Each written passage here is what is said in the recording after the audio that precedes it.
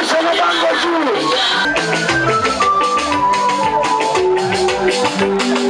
Sasa tukasema kwamba watoto wetu haiwezekani wavuke kutoka kule kuja kusoma shule ya msingi Nyakabindi. Tukakubaliana tunaenda kwa Mheshimiwa Rais kuomba pesa.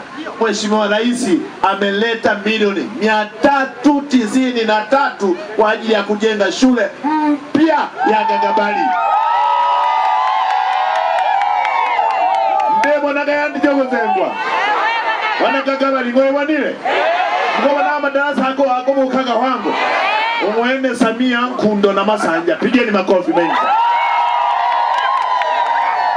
Lakini upande wa maji tumeleta milioni 240 kwa ajili ya kujenga tenki la maji la kufikisha mpaka Bupandagira kule.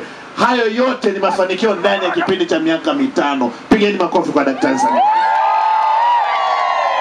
Haitoshi, hapa Nyakabindi kuna tenki la lita milioni 1 linajengwa pale kwenye kale kamlima.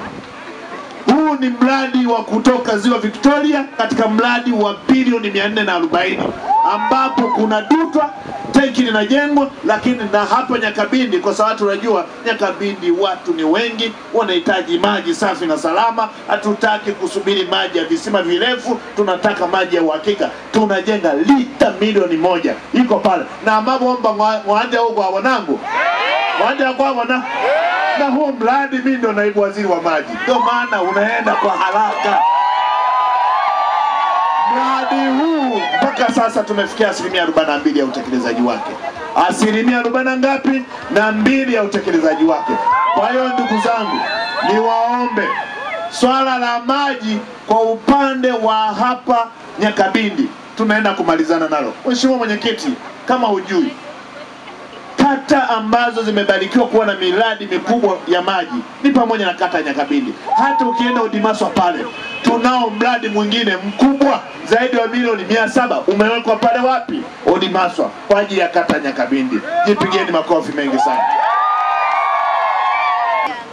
Shule ya sekondari ya Nyakabindi, katika fedha za uviko kutoka kwa Daktari Samia Suluhu Hassan tulileta milioni 80 ikajenga madarasa 4 mapya. Lakini pesa ya kutoka katika mapato ya ndani tukaleta tena milioni 60. Tunakushukuru sana mwenyekiti wa halmashauri. Tunakushukuru sana kwa kusimamia vizuri. Jumla ni sawa na milioni 140 imekuja pale.